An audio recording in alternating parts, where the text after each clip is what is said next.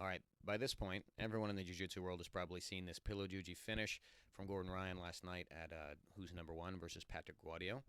And I'm not going to talk about that today. I'm not worrying about the technical details there. Obviously, Gordon made a big show of that he's releasing his instructional last night, so go pick that up if you want to learn the details on the armlock finish and all of the intricate details. So what I want to talk about is after this takedown, is where I believe, where I would submit to you, is where that arm lock actually starts. Where Patrick Guadio is using his left cross shoulder post to frame against all of Gordon's weight because Gordon's head is over the far shoulder here. And what you'll see throughout the match is that Gordon consistently puts pressure on Patrick's left arm. It's not just pressure, it's reps.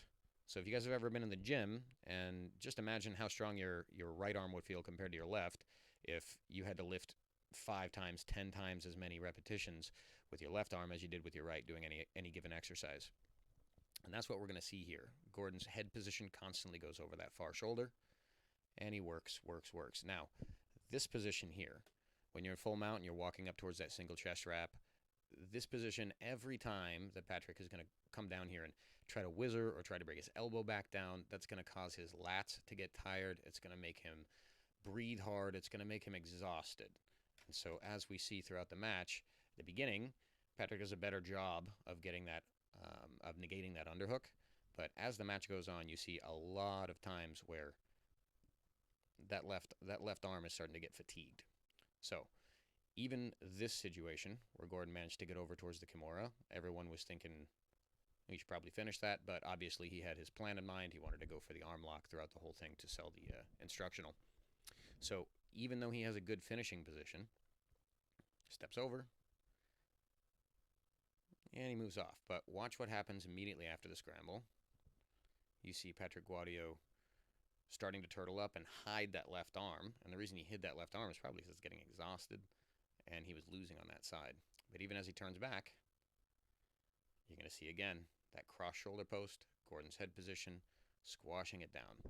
And at this point, you notice that as we went through here, Patrick didn't even attempt that cross shoulder post after the first initial move. So he goes there and then he just lets it fall, which usually you consider a worse position. But I think at a certain point, when that left arm is dead, you just don't have the energy to do it anymore. So we start to see here the same thing. He starts turtling up kind of towards deep half. You end up in the inside wrist again. And again, same thing's going to happen. Same scramble. Rolls out. Where does Gordon go?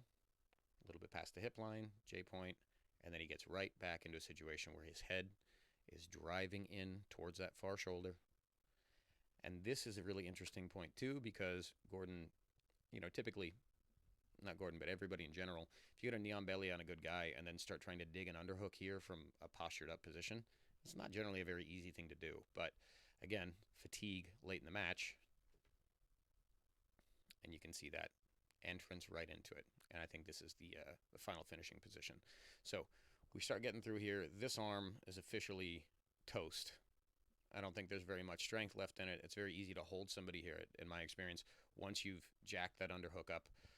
Maybe you jack it above their shoulder line a few times, and they keep getting it back. But once you've done it 4 or 5 times, that person's arm is toast. And it's much easier to get to your arm lock here. So you notice here, typically it's pretty hard to trap this far side arm, but Gordon just used a single straight grip on that, and it was pretty easy to do. Because I think, again, fatigue somebody this badly, they're going to start making bad decisions. So right here, very easy trap. And working over into the top lock. Sped it up a little bit here. So again, at this point, just think about how fatigued this arm is. And bear in mind, you guys, I did not make a comprehensive video here.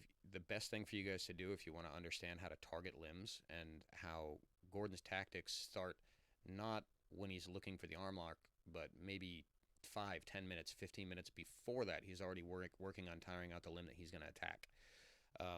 Go back, make sure you have a Flo Grappling account, a subscription, and go back and check out the video, watch the whole match, and you can count in your head how many seconds that Gordon has that cross shoulder post pressure where his head's leaning over the far shoulder, where he's jacking the arm up, where he's making Patrick really forcing Patrick to push him off of him and do repetitions.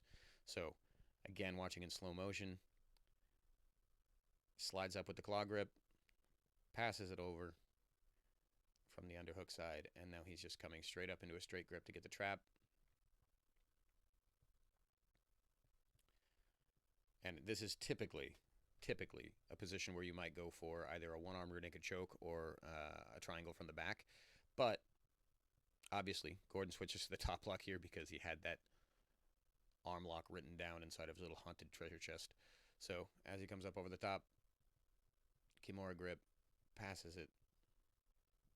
And again, I feel for Patrick here because I've been here before where my arms are just dead tired, and I didn't have Gordon Ryan doing the arm lock on me. So not only is he attacking an arm that's incredibly fatigued, but he's attacking an arm that is, it's the guy's left arm. Most people's left arm arm lock defense is about 10 levels below their right arm defense. So that's the finish. That's the tactic. And that's what makes Gordon Ryan the greatest in our sport. It's the tactics. It's the technique and the tactics and putting it all together. So, guys, check out the full video on Flo Grappling, and I'll see you guys in the next video.